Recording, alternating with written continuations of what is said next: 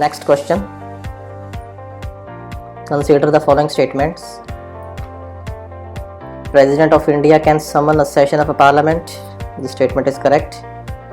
The Constitution of India provides for 3 sessions of the parliament. Constitution does not provide it. This statement is wrong. There is no minimum number of days that the parliament is required to meet in a year. This statement is correct. So the statement first is correct, third is correct. Now see in our Indian polity booklet, page number 58, Indian polity booklet for IAS Prelims. There is a separate chapter on the parliament, Lok Sabha, Rajya Sabha. Here it is clearly mentioned that President has the power to summon either house and has the power to dissolve the Lok Sabha.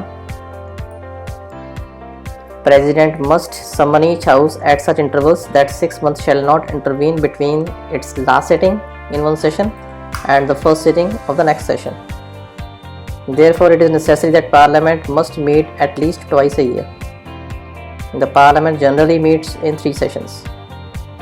So, these 3 sessions, they are not written in the Constitution. Parliament generally meets in 3 sessions. What is mentioned in the Constitution is these 3 lines, that President has the power to summon, President must summon each house at such intervals that 6 months shall not intervene its last and first sitting. So statement first is correct. There are 2 options, A and C. So now check the third.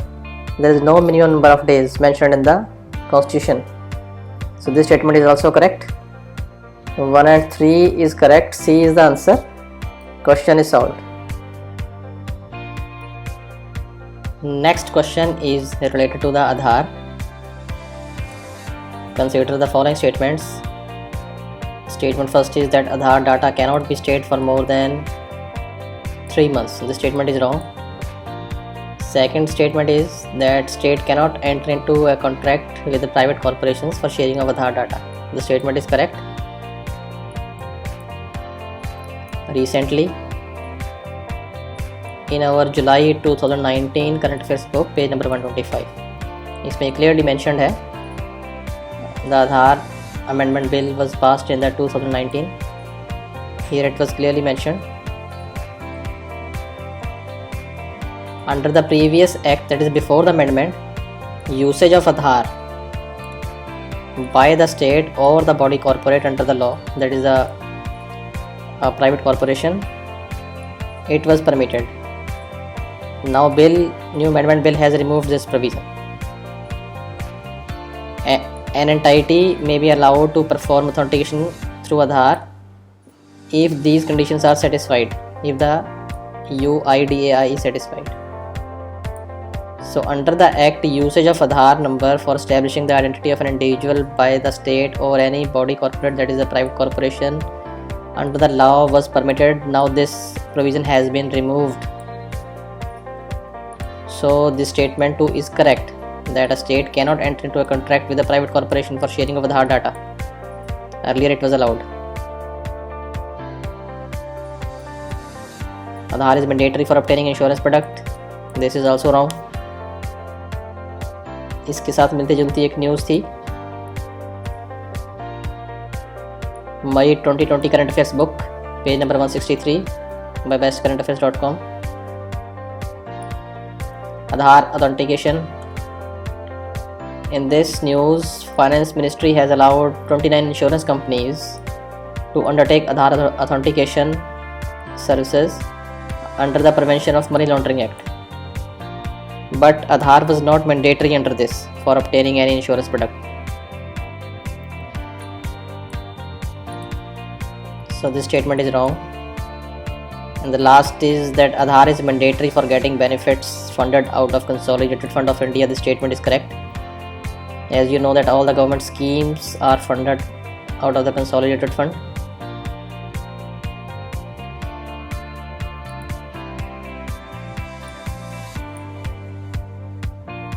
June 2019 current affairs book, page number 36.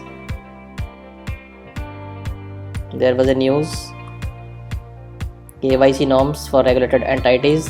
In this news, it is clearly mentioned that for customer identification of individuals desirous of receiving any benefit or subsidy under the scheme notified under the Section 7 of the Aadhaar Targeted Delivery of Financial and Other Subsidies, Benefits and Services Act, the bank should obtain a customer's Aadhaar and carry out its KYC authentication. So Aadhaar is mandatory for taking benefits under the government schemes. So the last statement, fourth, is correct. Second is also correct. B is the answer. 2 and 4. Question is solved. Next question. Rajya Sabha has equal power with Lok Sabha in, and the correct answer is amending the constitution.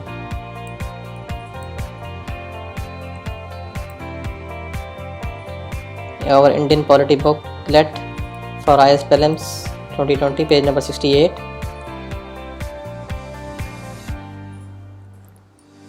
Difference between the Lok Sabha and the Rajya Sabha. On constitutional amendment bill, both the Rajya Sabha and Lok Sabha have been at par. They have the same powers, but not on other matters such as money bills, All India services, etc. But on the constitution amendment bill, both Rajya Sabha and Lok Sabha have been at par. They have the equal powers. B is the answer. Question is solved. Indian polity booklet by bestcurrentaffairs.com, page number 68. Next question. Which part of the Constitution of India declares the ideal of welfare state? Directive Principles, Fundamental Rights, Preamble, 7th Schedule. And the correct answer is A, Directive Principles. Our Indian polity booklet for IAS Prelims 2020, page number 39. It clearly mentions all the directive principles. And the Article 38 of the directive principles, it clearly mentions about the welfare of the people, that state to secure a social order for the promotion of welfare of the people. Welfare of the people by securing and protecting social order with justice, social, economic and political. So the directive principles is the answer. A is the answer. Question is solved. Now the next question. This is the question. Consider the following statements. The first statement is that Constitution of India defines its basic structure. Constitution of India defines. This statement is wrong because the Constitution does not define it. Now see in our Indian polity booklet, page number 61, Indian polity booklet for IAS Prelims 2020, page number 61 and 62. यहाँ पे clearly mention है functions of the parliament topic and see this line. The parliament in no way can amend the constitution that affects adversely the basic structure of the constitution. However, this basic structure is ambiguous and not spelled out in the constitution. So it is clearly written that this basic structure is not spelled out in the constitution. So the statement first is wrong. Now read the second statement, that Constitution of India provides for judicial review. यहाँ पे इसको ध्यान से देखिए, यहाँ पे लिखा है it provides. So this statement is correct. अगर यहाँ पे लिखा होता कि defines, that Constitution of India defines the judicial review or it mentions the term judicial review, then it would be wrong. So now the statement is correct, that Constitution of India provides for judicial review to safeguard the citizens' liberties and to preserve the ideals on which the Constitution of India is based. Now again coming back to our Indian polity booklet, page number 17.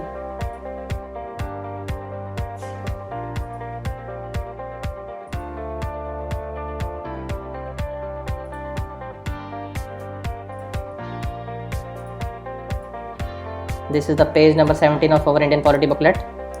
for IAS Prelims 2020. Here we have mentioned this, that this provision of judicial review in our Indian Constitution has been taken from the USA Constitution. So this judicial review is there in our Indian Constitution. So this statement that Constitution of India provides for judicial review is correct. There are many more examples. Now come to the page number 24 of our book, Indian Polity Booklet, page number 24.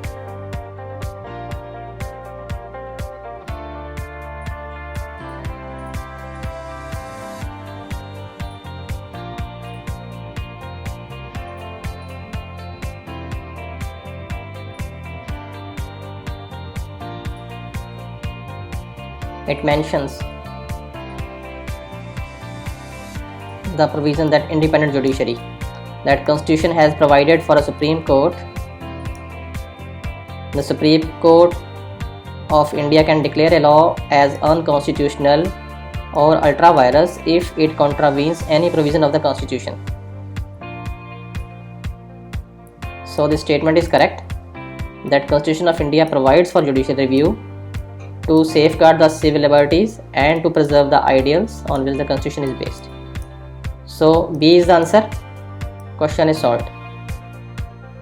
Next question.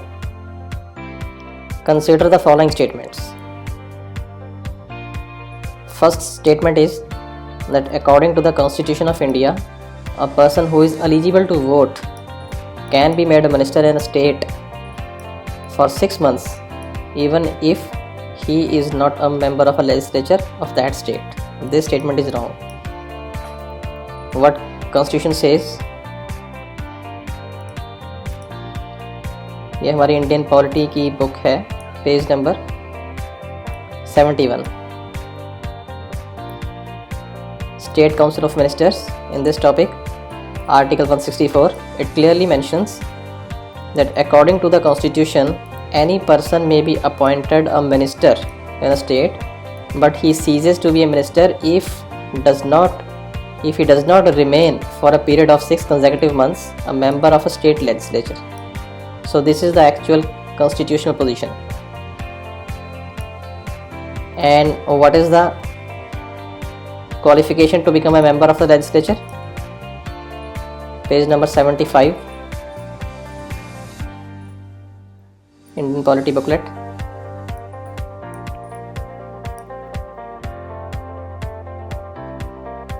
A person seeking election to the Legislative Assembly must be 25 years old. Qualifications of members of Legislative Council and Legislative Assembly. For Legislative Assembly, a person must be 25 years old, and for Legislative Council, a person must have completed the age of 30 years. So you must have either 25 years or above.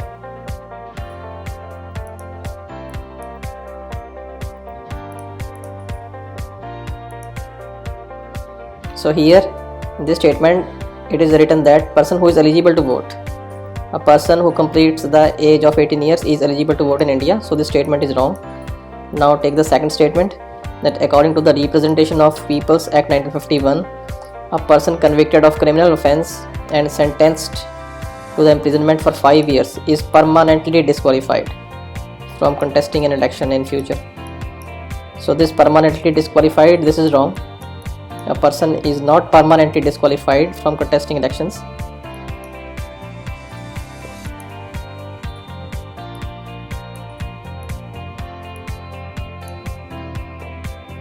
ये हमारी important laws and legislations की PDF है हमारे पास. We have provided to all students the important laws and legislations, and the first act is the Representation of People Act 1951. इसमें कहीं भी mention नहीं किया गया है ये provision. Now come to the page 6 of this act. Important legislation and laws by bestcurrentaffairs.com, page number 6. It mentions all the disqualifications, but it does not mention the statement given in the question paper. It only mentions that a person convicted of any offence sentenced to imprisonment for not less than 2 years shall be disqualified from the date of such conviction and shall continue to be disqualified for further period of 6 years. So a person is not permanently disqualified. So that statement is wrong. So both these statements is wrong. D is the answer. Question is solved. Next question. This is the question. Which one of the following categories of fundamental rights incorporates protection against untouchability as a form of discrimination? And the correct answer is right to equality, D. ये हमारी Indian polity की booklet है for IAS Prelims 2020, page number 18. On this page we have given all the provisions of the Constitution in a very short form. Constitution at a glance. Now see in this fundamental rights, right to equality. So these rights come under the right to equality, and Article 17, abolition of untouchability. So D is the answer. Right to freedom में ये rights आते हैं. Right against exploitation, it covers these rights. Cultural and education rights, these two one. So abolition of untouchability, it comes under the right to equality. bestcurrentaffairs.com Indian polity booklet, page number 18. D is the answer. Question is solved. Next question.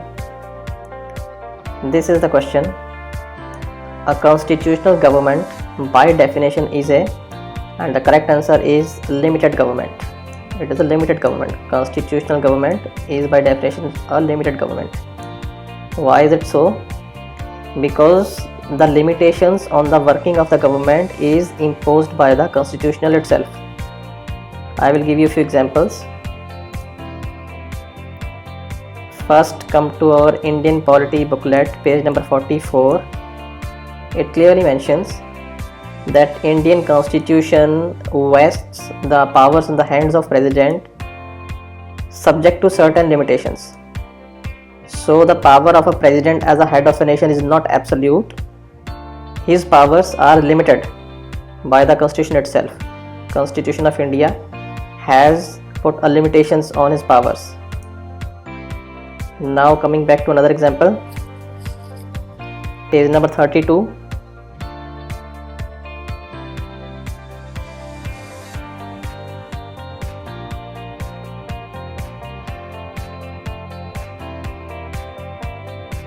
Indian polity booklet, page number 32.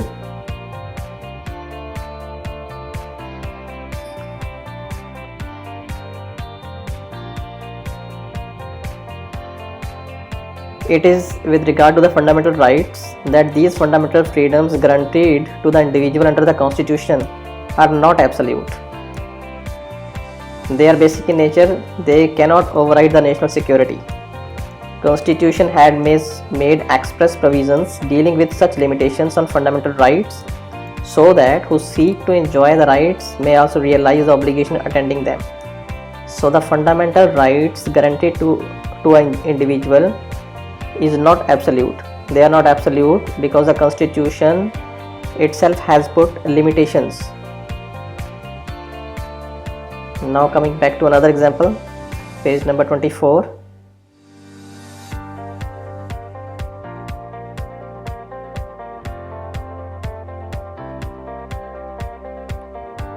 It clearly mentions about the division of powers. In a federation, there should be a clear division of power so that the units, it means states in the center, are required to enact and legislate within their sphere of activity, and none violates these limits and tries to encroach upon the functions of others. This requisite is evident in Indian Constitution. So Indian Constitution, it provides 3 legislative lists under the 7th schedule with regard to the subjects of administration. Union list, on which only a union government can make a law. State list, on which only state government can make a law, and a concurrent list, the list on which the both state and union can make a law. So constitution has put limitations on the certain subjects on which a state or a union can make a law. So the power of union government is not absolute, that it can make a law on any subject. So you can see many more such examples, that in a constitutional government like ours, limitations are imposed on the functioning of a government by the constitution itself. So D is the answer. Question is solved. Next question. Now take this question. Other than fundamental rights, which of the following parts of Constitution of India reflects the provisions of Universal Declaration of Human Rights 1948? Now first check the Universal Declaration of Human Rights in our Indian Polity booklet, page number 153.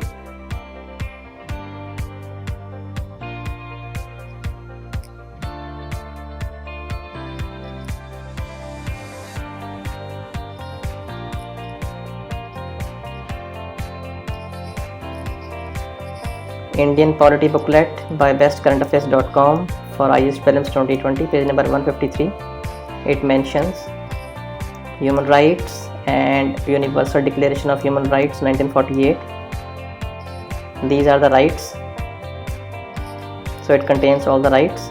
Now what is asked in the question is that other than the fundamental rights, these Universal Declaration of Rights are reflected in which of the following? And the correct answer is D, that it also reflects in preamble, directive principles and fundamental duties. D is the answer. 1, 2, 3. Now I will show you. For example, take a first, right to equality. Now open the DPSP in our book, page number 25. Page 25, bestcurrentaffairs.com, Indian Polity booklet. Preamble of the Constitution, Indian Polity booklet, page number 25. Preamble of the Constitution. It says about equality of status and opportunity, justice, liberty. So all these. So preamble is correct. Second, directive principles.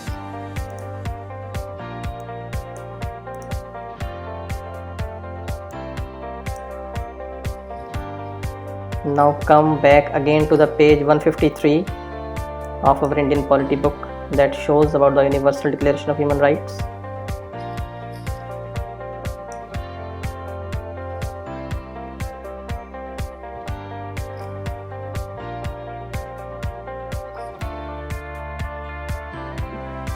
Indian Polity book, page 153, Universal Declaration of Human Rights, right to equality.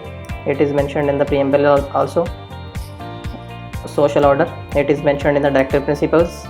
Community duties, it is mentioned in our fundamental duties. Page number 38, Indian Polity booklet.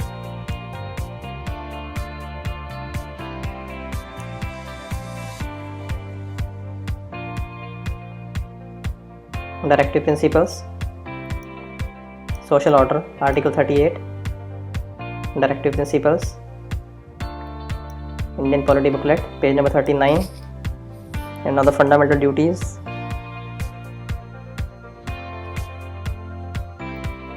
Fundamental duties.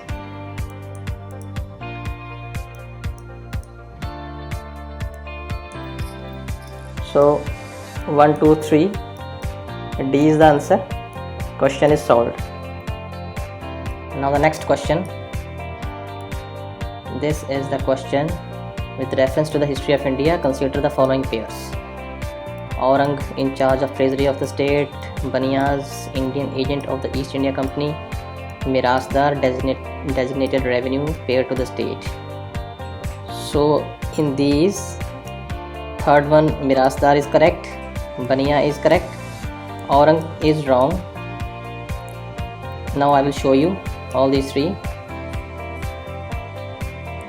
First take this Mirasdar. The statement is correct that they were the designated revenue payers to the state. Our Indian history booklet, page number 126. Mirasdar, they were those peasants living in their own villages, and they used to make a payment of a revenue regularly and cultivation of his land. So they were called Mirasdars in Maharashtra. These Mirasdars, they used to make a regular payment to the state, a regular payment of revenue to the state.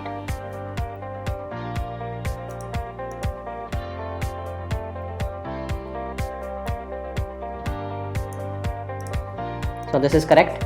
Now second, Baniya, they were the Indian agent of the East India Company. The statement is also correct.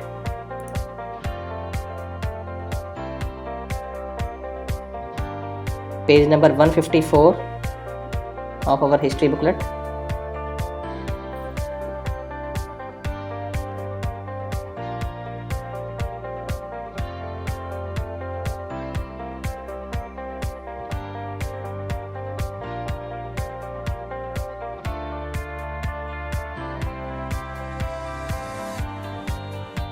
History of India by bestcurrentaffairs.com, page number 154.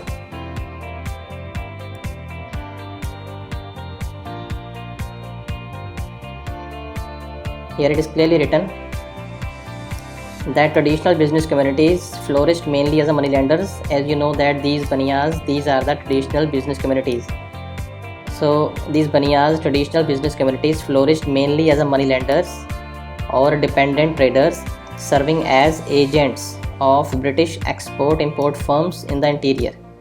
For example, the firm of Tarachand Ghanshyam Das acted as the agents of Shaw and Wallace. So it is clearly written that the Baniyas or traditional business communities flourished mainly as moneylenders, and they used to serve as the agents of British export-import firms. So statement second is correct. Now the statement first that Aurangzeb were in charge of the treasury of the state, it is wrong. Again, our Indian polity booklet, page number 86.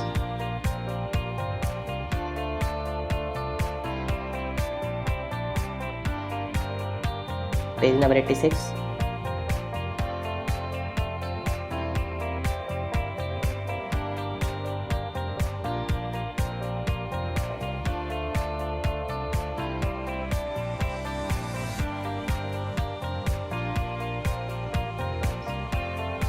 Our Indian history booklet for IAS Prelims. Here, those in charge of a treasury of a state, they were called the Majumdars, keeper of loans and balances from the treasury. So they were not the Aurangs, they were the Majumdars. So this first one is wrong. 2 is correct, 3 is correct, B is the answer. Question is solved.